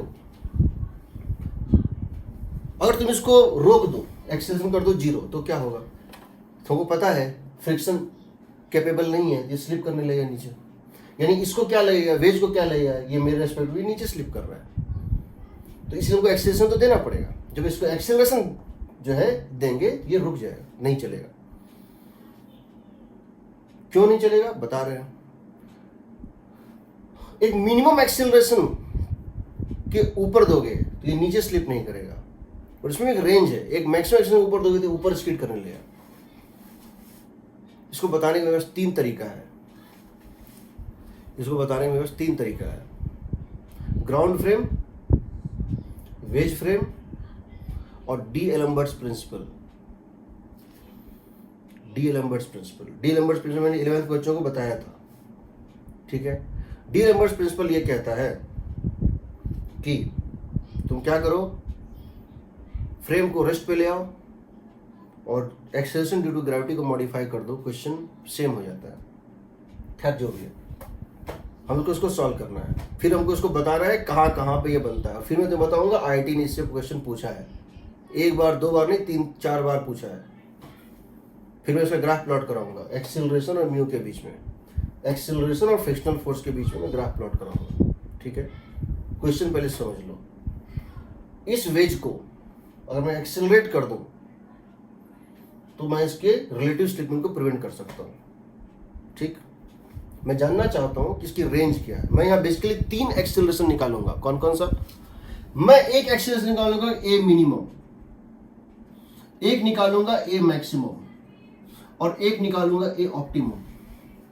मैं 3 एक्सेलरेशन निकालने में इंटरेस्टेड हूं। कौन कौन सा? ए मिनिमम, ए मैक्सिमम और ए ऑप्टिमम। ए मिनिमम वो है, it is about to slip down the incline. A minimum का मतलब है the block is about to slip down the incline. तुम ये जानते हो कि अगर तुम्हारा एक्सेलरेशन क्या होता है 0, अगर तुम्हारा एक्सेलरेशन 0 होता तो ये स्लिप करता ना। यानी एक पर्टिकुलर एक्सेलरेशन के नीचे अगर एक्सेलरेशन 0 है तो इस पर्सन को क्या लगेगा, ये नीचे स्लिप कर रहा है। 0 ही नहीं, 0.001 है, 0.1, ये 0.1 तब भी स्लिप करता है। एक मिनिमम एक्सेलरेशन के ऊपर इसका स्लिपिंग रुकेगा। उस मिनिमम एक्सेलरेशन से थोड़ा सा भी कम करोगे, नेग्लिजिबल, तो ये इसके रेस्पेक्ट में नीचे स्लिप कर जाएगा। एक होता है ऑप्टिमम। तो इस केस में बताओ, जो ए मिनिमम है जिससे थोड़ा सा भी कम हुआ एक्सेलरेशन, तो वेज के रेस्पेक्ट में ये नीचे स्लिप करने लगेगा। उसमें फ्रिक्शन इसके ऊपर मैक्सिमम होगा, और किधर ऐड करेगा, बिकॉज इसके रेस्पेक्ट में नीचे स्लिप करना चाह रहा है, फ्रिक्शन ऐड कर रहा होगा ऊपर अपने मैक्सिमम वैल्यू पे। होगा कि नहीं? जिस समय वो एक्सेलरेशन जिससे थोड़ा सा भी कम होगा, नेग्लिजिबल कम होगा, वो एक्सेलरेशन 10 मीटर पर सेकंड स्क्वायर या 6 मीटर पर सेकंड स्क्वायर की 5.9999 भी होगा, तो ये नीचे स्लिप करेगा। उस समय फ्रिक्शन कहाँ ऐड कर रहा होगा, इसको बचाने के लिए, क्योंकि इसका टेंडेंसी है नीचे स्लिप करने का, फ्रिक्शन ऐड कर रहा होगा अप द इंक्लाइन, और अपने पूरे मैक्सिमम वैल्यू पे होगा, म्यू इंटू एन पे होगा, म्यू इंटू एन पे होगा। अब बताओ, ए मैक्स, एक पर्टिकुलर एक्सेलरेशन से ज्यादा दोगे, तो ये ऊपर स्किड कर जाएगा। एक पर्टिकुलर एक्सेलरेशन से ज्यादा दोगे तो ये जो ब्लॉक है ना, ये इसके रेस्पेक्ट में ऊपर स्किड कर जाएगा। तो उसको भी क्रॉस नहीं करना है, ना इससे कम होना चाहिए ना इससे ज्यादा होना चाहिए। इससे ज्यादा होगा तो ये ऊपर स्किड करेगा, उसमें फ्रिक्शन ऐड कर रहा होगा नीचे की तरफ। उस स्किडिंग के जस्ट पहले अगर इसकी वैल्यू मान लेते हैं 8 है, 8 मीटर पर सेकंड स्क्वायर इसका लास्ट था, तो अगर 8.00001 भी होगा तो स्किड कर जाएगा ऊपर। तो उस 8 के वैल्यू पे इसकी फ्रिक्शन ऐड कर रही होगी नीचे की तरफ, क्योंकि इसका टेंडेंसी है ऊपर स्किड करने का, और इसकी वैल्यू कितना होगी, म्यू इंटू एन। और ये तो बड़ा प्यारा सा है, यहां तो फ्रिक्शन की जरूरत ही नहीं पड़ती है, यहां बिना फ्रिक्शन के चलता है ये। ये वो वैल्यू है जहां फ्रिक्शन के बिना होता है, यहां फ्रिक्शन जीरो हो जाता है। ये बेस्ट एक्सेलरेशन, tan थीटा आ जाएगा। हाँ वो आया जी tan थीटा, करेक्ट, वो हम निकाले हुए थे लास्ट में, वही देखते हैं, ठीक है। और यहां पर समझो block is about to skid up the incline, it is on the verge of skidding up the incline। तो फ्रिक्शन ऐड कर रहा होगा यहां पे नीचे की तरफ, और वो अपने मैक्सिमम वैल्यू पे होगा। इस केस में फ्रिक्शन ऐड कर रहा होगा ऊपर की तरफ, और वो अपने मैक्सिमम वैल्यू पे होगा।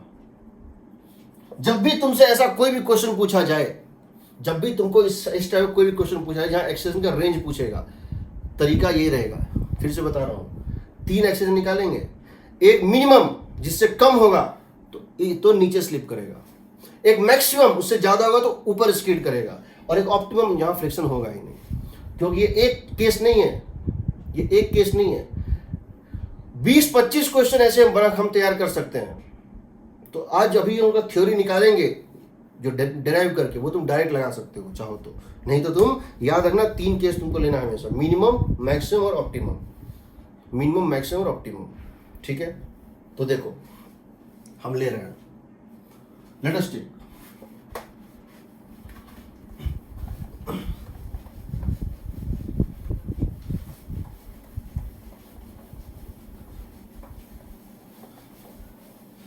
हम ले रहे हैं पहला case, minimum acceleration below which, so limiting case, पहला हम ले रहे हैं case 1, limiting case when the block is, sir minimum क्या है value? About to slip down the incline. क्या बोले? मिनिमम, सर मिनिमम की वैल्यू आ गई। देखते हैं। तो हम क्या कर रहे हैं, देखो अब ये एकदम स्लिप होने वाला है, ये वो मिनिमम वैल्यू है, इसका नाम दे दो कुछ, A1 दे दो। अब ये on the verge of slipping down the incline, एकदम स्लिप करने वाला है, एकदम बाउंड्री केस है। इसका मतलब है अभी फ्रिक्शन इसके ऊपर ऐड कर रहा होगा ऊपर की तरफ, क्यों? This is about to slip down the incline, तो उसको प्रिवेंट करने के लिए फ्रिक्शन अपने मैक्सिमम वैल्यू पे होगा, और इसकी वैल्यू कितनी होगी? म्यू इंटू एन, पहली बात। दूसरी बात, और कौन कौन सा फोर्स होगा? mg होगा नीचे, ठीक। दूसरा एक होगा नॉर्मल, होगा इधर, ये होगा ना। और तीसरा, अब तुम्हारे ऊपर ये चॉइस है कि तुम इसका एक्सेलरेशन क्या लेना चाहते हो। अगर ग्राउंड पे बैठ के लोगे, अगर ग्राउंड पे बैठ के इसको देखोगे ब्लॉक को, इस ब्लॉक की एक्सेलरेशन भी ए ही होगी, क्योंकि ये एक तरह से क्या है, ब्लॉक से चिपक गया है, वेज से चिपक गया है, रिलेटिव मोशन है नहीं, तो जो इसका एक्सेलरेशन है वेज का, वही इसका है। तो ग्राउंड फ्रेम से लोगे तो स्यूडो फोर्स मत लो, ग्राउंड फोर्स में लोगे तो सिर्फ रियल फोर्स और एक्सेलरेशन इधर। अगर इस फ्रेम पे बैठ के देखोगे, किस फ्रेम पे? वेज पे बैठ के देखोगे, तो तुमको इसका क्या दिखेगा? एक्सेलरेशन जीरो, क्योंकि वेज के रेस्पेक्ट में ये रेस्ट पे है, इसके रेस्पेक्ट में क्योंकि ये खुद इसी के साथ वेज के साथ चल रहा है, इसके रेस्पेक्ट इसका क्या होगा? एक्सेलरेशन जीरो होगा। तो उस केस में बट इसको क्या लेना पड़ेगा? बिकॉज की खुद की एक्सेलरेशन राइट थी, इसको लेफ्ट वार्ड क्या लेना पड़ेगा? स्यूडो फोर्स लेना पड़ेगा। समझ रहे हो? दोनों तरीके से आंसर सेम आएगा, कोई दिक्कत नहीं, बट मैं स्यूडो से ले रहा हूं। मैं इस फ्रेम में देख रहा हूं, मैं जब इस फ्रेम में देख रहा हूं, this is our frame of reference, ये नॉन इनर्शियल फ्रेम है, ये खुद एक्सेलरेटेड है राइट, तो इसकी जिधर एक्सेलरेशन है उसका उल्टा इसको एक स्यूडो फोर्स लेना पड़ता है। स्यूडो फोर्स को मैं डॉट से दिखाता हूं, ठीक है? Normal force, mg force, pseudo force, और इसको इसका एक्सेलरेशन क्या दिखेगा जी? जीरो। किसको? इसको, ठीक है? अपने फ्रेम में देखा एक्सेलरेशन जो गलत है, ग्राउंड से तो अलग दिखता, तो अपने फ्रेम में एक एक्स्ट्रा फोर्स भी देखा, ये गलत, ये गलत, दो गलती एक दूसरे को कैंसिल कर देता है, इसको बोलते हैं स्यूडो फोर्स, ठीक है? अब क्या करते हैं, अब इक्वेशन लिख के इक्वेट कर देते हैं, देखो क्या आएगा। हम पहले, बिकॉज इस फ्रेम में एक्सेलरेशन है ही नहीं, तो हर डायरेक्शन में फोर्स कितनी है? 0। अलोंग द नॉर्मल लिखो, अलोंग नॉर्मल क्या लिखोगे? अलोंग नॉर्मल नेट फोर्स 0 कर दो, F इज 0 इंप्लाइज कितना है बताओ? N minus mg cos theta minus ma1 sine theta is equal to 0। Correct?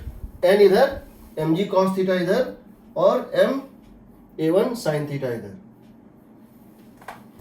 along incline force 0 implies बताओ इंक्लाइन के डायरेक्शन में कौन कौन सा फोर्स है? ये है ऊपर की तरफ कितना है? Mu into N plus ma1 cos theta होगा plus ma1 cos theta is equal to या minus mg sine theta is 0 होगा। कोई डाउट यहां? पहले हमने क्या किया? mg नॉर्मल फ्रिक्शन ऊपर लिया है। क्यों लिया है? क्योंकि अभी लास्ट पॉइंट है, ये अभी जस्ट स्लिप होने वाला है नीचे, तो उसके अपोजिट होगा और मैक्सिमम वैल्यू होगा क्योंकि वो लिमिटिंग केस है। स्यूडो फोर्स लिया है क्योंकि हमने इसकी एक्सेशन को कर दिया है 0, तो इस फ्रेम में लिए हैं, तो इस फ्रेम में एक स्यूडो फोर्स लेना पड़ता है। अगर हम ग्राउंड में लेते तो ये नहीं लेते और इसकी एक्सेशन A लेते, तब भी वही आता। यहां से n निकाल के यहां डाल दो, कितना आएगा बताओ? यहां से आ जाएगा म्यू इंटू एन का मतलब यहां से हो जाएगा mg sine theta mg cos theta, ठीक है, mg cos theta plus ma1 sine theta, ठीक है ना। नॉर्मल यहां डाल दिया इज इक्वल टू, उसको उस साइड ले जाओ तो कितना हो जाएगा बताओ? mg sine theta minus ma1, हाँ ma1 cos थीटा, ठीक है ना। m तो सब में से कैंसिल कर दो, यहां से आएगा देखो a1 इज इक्वल टू कितना है बताओ? यहां से a1 कितना आएगा सो बताओ? a1 इज इक्वल टू कितना हो जाएगा बताओ? a1 इज इक्वल टू इधर ले आओ, हो जाएगा g into sine theta minus mu cos theta, I think, हाँ, by cos theta plus mu sine theta. This would become, इसको हम ये भी लिख सकते हैं, g into tan theta minus mu by 1 plus mu tan theta. क्या ये एक्सेलरेशन पॉजिटिव आएगा? क्या ये एक्सेलरेशन पॉजिटिव आएगा? क्योंकि हमारा म्यू ग्रेटर देन, नहीं सॉरी, टेन थीटा क्या था? ग्रेटर देन म्यू था ना। हमारा टेन थीटा क्या था? ग्रेटर देन म्यू था ना। पॉजिटिव आएगा सर, पॉजिटिव आएगा, याद रखना। टेन थीटा, हम इसको ये भी लिख सकते हैं, सोचो, इमेजिन करो, ये मैं बोल रहा हूं 12th और ड्रॉपर के बच्चों को। म्यू को अगर लिख दे, म्यू को लिख दे किसके टर्म में? एंगल ऑफ फ्रिक्शन के टर्म में। क्या बताए थे? एंगल ऑफ फ्रिक्शन क्या होता है? tan phi. tan theta minus tan phi by 1 plus tan theta into tan phi कितना होता है? Sir tan theta minus phi. Theta minus phi, tan of theta minus. देखो अगर हम यहाँ पे म्यू को लिख दें किसके टर्म में? एंगल ऑफ फ्रिक्शन के टर्म में, tan theta minus tan phi by 1 plus tan theta into tan phi, tan a minus tan b by 1 plus tan a tan b होता है tan a minus b, tan theta minus phi. ये एक step में आएगा, किस diagram से? उस graph से जो बताए थे उस दिन। हम इसको एक स्टेप में निकाल सकते हैं उस ग्राफ से जो उस दिन बताए थे हम। हमको इतना ड्राइव करने की जरूरत नहीं है, ठीक है, बट टाइम नहीं उतना, ठीक है। tan थीटा माइनस म्यू याद रखना, g into tan theta minus mu by 1 plus mu tan theta. अब जब मैक्सिमम निकालेंगे ना, नीचे कर दो ना। हाँ सुनो, जब मैक्सिमम निकालेंगे ना तो ये माइनस और प्लस इंटरचेंज हो जाएगा। देख लेना, जब मैक्सिमम निकालेंगे माइनस की जगह प्लस और प्लस की जगह माइनस हो जाएगा। देख लेना, यही वेलोसिटी होता है बैंकिंग ऑफ ट्रैक में भी। जब जाएंगे वहां तो फिर इसको हम रिकॉल कराएंगे, tan theta minus mu by 1 plus mu tan theta, ठीक है। ये है मिनिमम एक्सेस, इससे नीचे नहीं जाना चाहिए। दूसरा,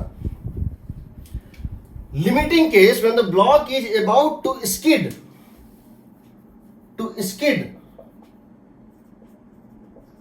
up the incline. वो मोमेंट जब ये block on the verge of slipping up the incline है, उस एक्सेशन थोड़ा सा भी ज्यादा हुआ, ये ऊपर स्लिप कर जाएगा, स्टेयर स्पीड में ये ऊपर भाग जाएगा। उस केस में कैसे निकालेंगे? तो देखो क्या करेंगे, tan theta minus mu by 1 plus mu tan theta.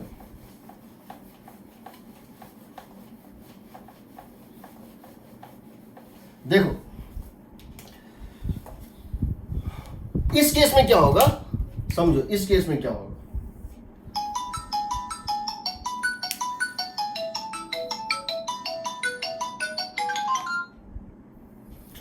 देखो इस केस में क्या होगा, ये थीटा है, ये ब्लॉक है, ठीक है। फिर से वही कर रहे हैं, हम यहीं बैठ के कर रहे हैं। इसकी एक्सेलेरेशन कितनी है, ए है। फोर्सेस क्या क्या होंगे, देखो एक चेंज आएगा। अभी इसका टेंडेंसी है कि जस्ट ऊपर स्लिप होने वाला है, अभी इसका टेंडेंसी है कि जस्ट ऊपर स्लिप करने वाला है। इसका मतलब है अभी फ्रिक्शन इसको बचाने के लिए, यदि on the verge of slipping up the incline, तो फ्रिक्शन इसको बचाने के लिए अपने मैक्सिमम वैल्यू पे है और डाउन द इंक्लाइन है। Agreed? Mu into normal limiting value है, एकदम बाउंड्री केस है, थोड़ा सा ही बढ़ेगा, ये ऊपर स्किड कर जाएगा। तो जिधर रिलेटिव मोशन का टेंडेंसी होता है उसके अपोजिट फ्रिक्शन होता है। mg इधर हमको पता है, mg होगा इधर, नॉर्मल होगा इधर, फ्रिक्शन लगी गया, बचा क्या, स्यूडो फोर्स ले लो। और इस फ्रेम में बना रहे हैं तो स्यूडो फोर्स ले लेते हैं, जिधर इसकी एक्सेलेरेशन उसकी उल्टी, ठीक है। ये हो गया एंगल थीटा, ये भी हो गया थीटा, ये है फ्रिक्शन का वैल्यू, है ना। तो क्या करोगे, अप और डाउन को पहले रेडियल में लो, इस डायरेक्शन में कौन कौन सा फोर्स, इसका कोई कंपोनेंट नहीं है, इस फ्रिक्शन का कोई कंपोनेंट नहीं है, नॉर्मल में तो हो जाएगा n is equal to mg cos theta plus ma sin theta. First equation बताओ, सही है ना। इधर और इधर कैंसिल। अब आओ जरा इस डायरेक्शन में, टेंजेंशियल डायरेक्शन में, नीचे की तरफ कौन कौन सा फोर्स है बताओ। एक है म्यू इंटू एन, एक है mu into n frictional force, जो पहले ऊपर लिए थे अब लिए हैं नीचे, क्योंकि पहले वो नीचे स्लिप करने वाला था इसलिए फ्रिक्शन था ऊपर, अब ये ऊपर स्किड करने वाला है, फ्रिक्शन है नीचे, प्लस mg sin थीटा। दो फोर्स है नीचे की तरफ, friction plus mg sin theta, और ऊपर की तरफ कौन सा फोर्स है, एक ही फोर्स है, कौन सा फोर्स है, ma cos थीटा। सॉल्व करो, कैसे करेंगे, यहां से म्यू उठा के यहां डाल दो, तो यहां से आएगा mu into mg cos theta plus ma sin theta is equal to ma cos theta minus mg sin theta. m तो सब में से कैंसिल कर दो, a को ले आओ साथ में और g को एक साथ लेके चले, तो g को इधर लाओ तो हो जाएगा, बताओ a into cos theta minus mu sin theta is equal to a into cos theta minus mu sin theta is equal to g into sin theta plus mu cos theta. ये term और ये term, तो यहां से आ जाएगा a is equal to g into, दोनों side क्या करो, पहले इसको ये लिख लो, sin theta plus mu cos theta by cos theta minus mu sin theta, and that is equal to g into tan theta plus mu by 1 minus mu tan theta. अगर इस एंगल ऑफ उसमें लिखना चाहें तो क्या लिखेंगे, tan of theta plus phi, tan theta plus phi, ठीक है, where phi is the angle of friction, तो माइनस प्लस इंटरचेंज हो जाता है। अब चले आओ ऑप्टिमम, वो कौन सा वैल्यू है एक्सीलरेशन का जहां फ्रिक्शन लगेगी ही नहीं, वो कौन सा वैल्यू है एक्सीलरेशन का जहां फ्रिक्शन लगेगी ही नहीं। अगर फ्रिक्शन ना लगे, हाँ वो किया हुआ है, लेकिन फिर तब भी जो है बता रहे हैं। ये उसमें क्या करोगे, अगर ऑप्टिमम निकालना है इसको जीरो कर दोगे, फ्रिक्शन है ही नहीं, ना ऊपर है ना नीचे है, सब डायग्राम वही रहेगा। क्या क्या होगा बताओ, mg वही रहेगा, नॉर्मल रहेगा, mg होगा, नॉर्मल होगा, स्यूडो फोर्स होगा। अगर हम ऑप्टिमम निकालना चाहते हैं, ऑप्टिमम एक्सेलरेशन, यानी कि इसमें no friction required, no friction required, बिना फ्रिक्शन के टर्न ले ले, मतलब बिना फ्रिक्शन के ये चले, उस केस में क्या लिखोगे? उस केस में तुम इस डायरेक्शन में अगर नेट फोर्स जीरो करोगे तो क्या लिखोगे बताओ? टेंजेंशियल डायरेक्शन में नेट फोर्स को जीरो कर दो। अगर तुम टेंजेंशियल डायरेक्शन में नेट फोर्स को जीरो करोगे तो इस डायरेक्शन में, इंक्लाइन के डायरेक्शन में नॉर्मल का कंपोनेंट ही नहीं है। किसका कंपोनेंट है? mg का है और ma का है, और दोनों कैंसिल करना चाहिए। along द इंक्लाइन नॉर्मल का कंपोनेंट जीरो है, इन दोनों का भी क्या होगा? कैंसिल हो जाएगा। तो क्या लिख दोगे? ma cos थीटा, क्या लिख दोगे? ma cos theta must balance mg sin theta, होगा ना? ma cos theta should cancel out mg sin theta. तो a से m से m कट गया, एक्सेलरेशन कितना आ जाएगा बताओ? g tan थीटा आएगा ना? अब समझो, अब जो बता रहा हूं ये तो मेरा डेराइवेशन था। एक्सेलरेशन क्या होना चाहिए? g tan theta. अब समझो इस बात को, मेरे पास के बहुत सारे तरीके हैं बनाने के। क्लासरूम चल नहीं रहा है, क्लासरूम चलता तो मैं तुम लोग को बहुत कुछ और बताता, जब चलेगा तब बताएंगे। और किसी का कोई नोट्स मिस हो गया है या कोई मतलब सेव नहीं हो पाया है, डोंट वरी, जितने भी नोट्स मैंने तुमको शेयर किए हैं सब मेरे पास हार्ड कॉपी में है। हम तुमको जेरोक्स, तुम जो इंस्टीट्यूट खुलेगा तो जेरोक्स आके लेके बुक मेरा कॉपी से जेरोक्स करा के ले जाना, ठीक है? कोई इसकी दिक्कत नहीं है। देखो तुमने 3 एक्सेलरेशन निकाले हैं, कौन कौन से समझो? ए मिनिमम, ए मैक्सिमम, ए ऑप्टिमम।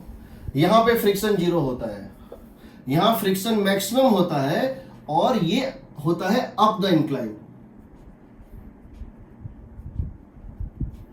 और यहां फ्रिक्शन मिनिमम होता है, और ये होता है डाउन, सॉरी यहां भी फ्रिक्शन मैक्सिमम होता है और ये होता है डाउन द इंक्लाइन, क्योंकि इसके ऊपर डाउन द इंक्लाइन,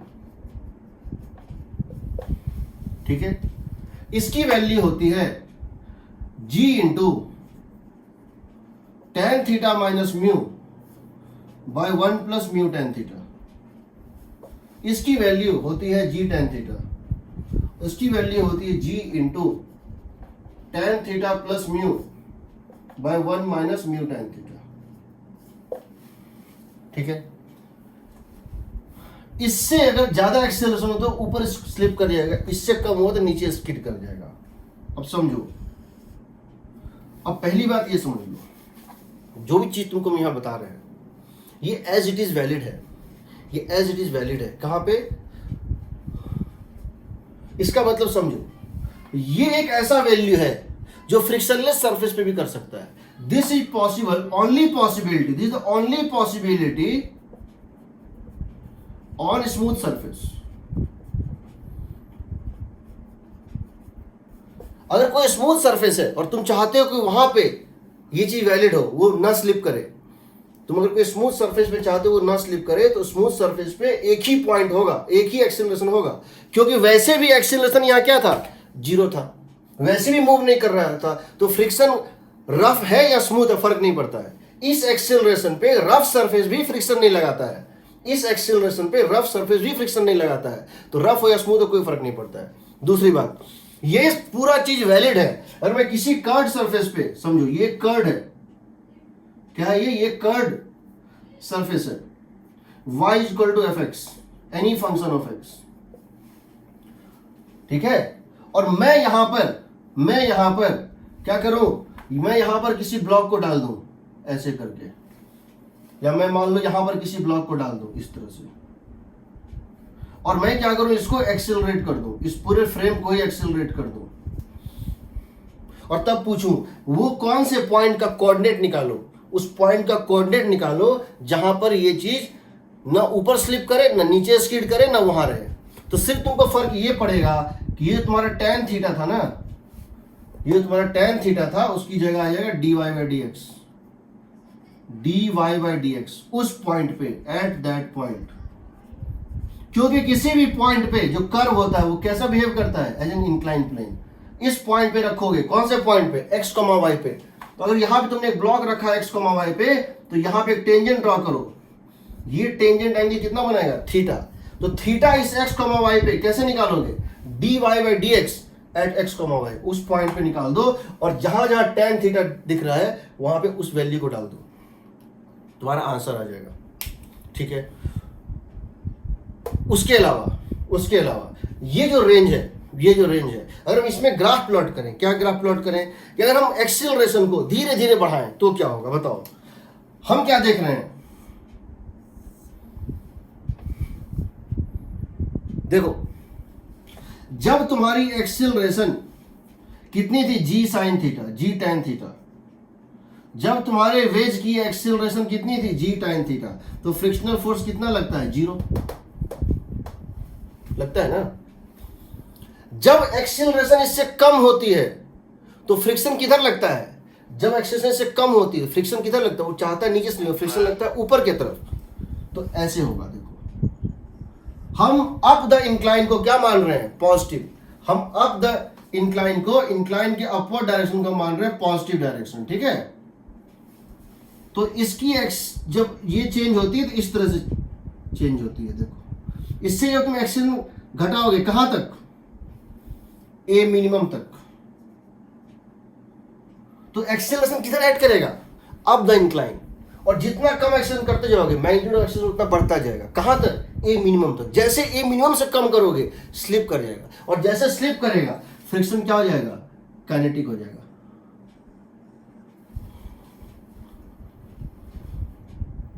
यहां तक स्टैटिक था, जैसे स्लिप करेगा थोड़ा सा घट के कांस्टेंट हो जाएगा, स्लिप स्टार्ट हो गया तो फिक्स हो जाएगा। जब इससे बढ़ाओगे, जब g sin थीटा सेक्शन बढ़ाओगे तो इसकी टेंडेंसी को ऊपर स्किड करने की, फ्रिक्शन किधर ऐड करेगा, नीचे, ये जाएगा। क्यों, क्योंकि जब तुम उसको बहुत एक्सेलेरेशन देते हो उसकी टेंडेंसी होती है कि वो इंक्लाइन पे ऊपर भागना चाहता है, तो फ्रिक्शन नीचे ऐड करता है, यानी नेगेटिव। कब तक, ए मैक्स तक, ए मैक्स तक। जब ये ए मैक्स को क्रॉस करेगा, जब ये ए मैक्स को क्रॉस करेगा, समझो, अप टू ए मैक्स, जैसे ए मैक्स को क्रॉस करेगा ये ऊपर स्किड कर जाएगा। जैसे ऊपर स्किड करेगा friction constant but down the incline, means negative and constant, ये हो जाएगा। ये इसका ग्राफ बनेगा। इसकी वैल्यू क्या होती है, tan theta minus mu by 1 minus mu tan theta. ये इतना, अगर तुमको हम ये दे दे, ए मिनिमम और ए मैक्सिमम दे दें, और तुम ए मिनिमम और ए मैक्सिमम की वैल्यू किसी क्वेश्चन में दे दें, तो क्या तुम म्यू निकाल सकते हो या tan थीटा निकाल सकते हो, क्योंकि इन दोनों में जी तो कांस्टेंट है।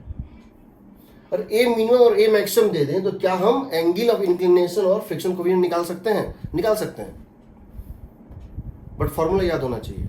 ठीक है, आप इस फॉर्मूले को याद रखेंगे, पहली बात। दूसरी बात मैं बता देता हूं,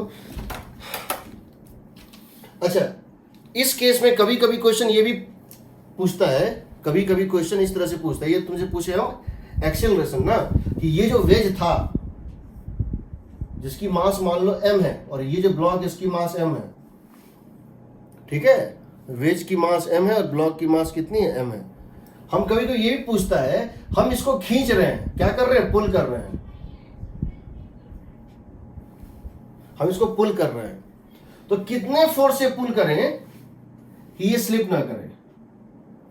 तो समझो, तुम्हारा ये पुल क्या करेगा, इन दोनों को एक्सेलरेट करेगा कॉमन एक्सेलरेशन से, क्योंकि आपस में स्लिप नहीं कर रहा है तो दोनों की एक्सेलरेशन क्या है, कॉमन है। उनके बीच का नॉर्मल फोर्स, उनके बीच का फ्रिक्शनल फोर्स, सब तो इंटरनल फोर्स है। इन दोनों को सिस्टम मान लो, तो तुम्हारा जो फोर्स होगा ना वो किसके इक्वल होगा, अगर इसकी एक्सेलरेशन ए है कॉमन तो हो जाएगा m प्लस एम इंटू ए। अगर तुम्हारी एक्सेलरेशन ए है, तुमने यहां निकाल लिया है ना, इसको कितना चाहिए, एक्स मिनिमम इतना चाहिए, मैक्सिमम ये चाहिए, ए ये चाहिए। तो तुमसे अगर हम ये पूछें, ये एक्सेलरेशन ना पूछें, बल्कि ये पूछें कि find the force to be applied, ताकि दोनों साथ चले, तो क्या करोगे, इसी को क्या करोगे, small m plus capital M से मल्टीप्लाई कर दो, वो फोर्स उसके ऊपर लगा दो ताकि दोनों साथ जो है चलेगा। इसको अगर हम small m plus capital M से मल्टीप्लाई कर दे, वो हो जाएगा F मिनिमम। इसको अगर हम मल्टीप्लाई कर दें किससे, small m plus capital M से, वो हो जाएगा F ऑप्टिमम। और अगर हम इसको क्या करें, A मैक्स को M प्लस M से मल्टीप्लाई, वो क्या है, F मैक्सिमम। तो यहाँ तुम फोर्स लगा सकते हो, उसका भी एक मिनिमम है और मैक्सिमम है और ऑप्टिमम है।